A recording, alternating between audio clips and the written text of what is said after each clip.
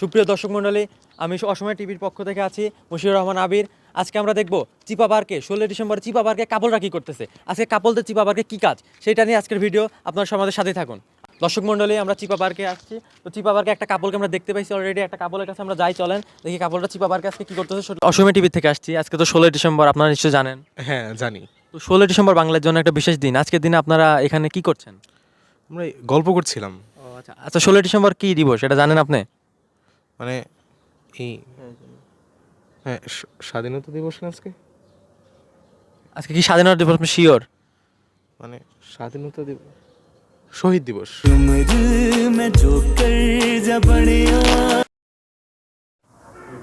এটা কি বললো? কথাটা শুনে আমার রিপোর্টারের হাত থেকে মাইক্রোফোন পড়ে গেল, আপনারা দেখতেই পেলেন।